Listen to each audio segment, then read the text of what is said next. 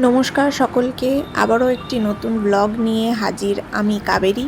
আর আপনাদেরকে স্বাগত জানাই দ্য ব্যাকপ্যাক কাপলে। তো আজকের ব্লগটা আমি শুরু করছি আমাদের রাভাংলার নতুন ঘর থেকে।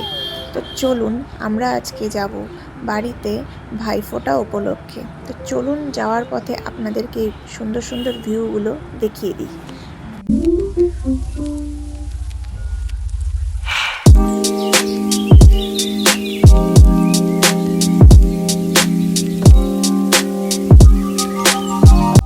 রাস্তায় যাওয়ার পথে প্রত্যেক 50 মিটার বা 100 মিটার দূরত্বে এত সুন্দর সুন্দর চেরি ব্লসমের গাছ দেখতে পাওয়া যাচ্ছিল যে এটা ভাষায় প্রকাশ করার মতন না। আর এখানটায় একদম এই সময়টা, এই সিজনে, শীতকালের সময় চেরি ব্লসম প্রচুর ফুটে থাকতে দেখা যায়। তারই সঙ্গে আরও নানা রকম ফুল ফুটে থাকতে এখানটায় দেখা যায়। চলুন আপনাদের সেগুলোই দেখাবো।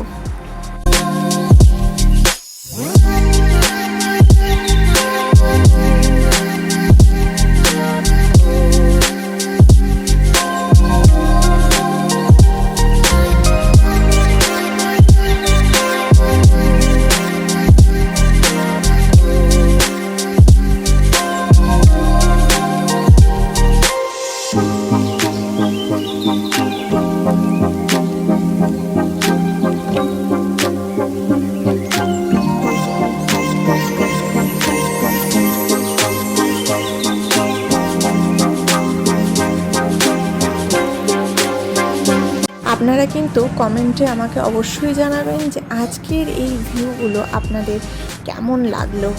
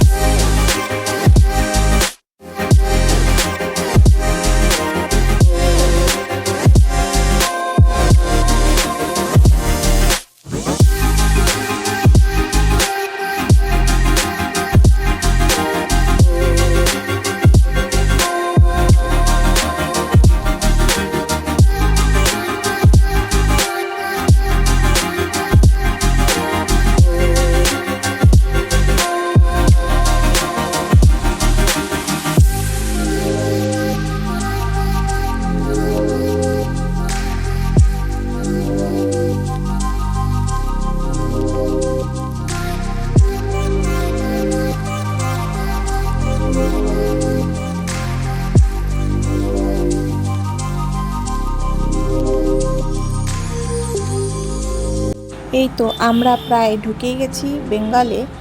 আর এই দেখুন, আজকে এত ভালো লাগছে যে আমাদের তিস্তার জল কিন্তু এখন আগের থেকে অনেকটাই স্বাভাবিক। আর আমি তিস্তার জলের সেই যে আগের রঙটা, আমি সেটাই আবার দেখতে পাচ্ছি। পৃথিবীর সব কিছু এইভাবেই স্বাভাবিক হয়ে যাক, আর সকলে সুস্থ থাকুক, এটাই কামনা করি। এদিকে পৌঁছে আমি পরদিন সকালবেলা ভাইফোঁটার জন্য কুয়াশার জল কালেক্ট করতে বেরিয়ে গেছি। সেই ছোটোবেলার কথা মনে পড়ছিল। প্রত্যেকবার ভাইফোঁটা উপলক্ষে ভোরবেলায় উঠে আমি মায়ের সঙ্গে বেরোতাম এরকমভাবে কুয়াশার জল কালেক্ট করতে। আর এইদিকে ভাইফোঁটার সব জোগাড়যন্ত্র করা হয়ে গেছে।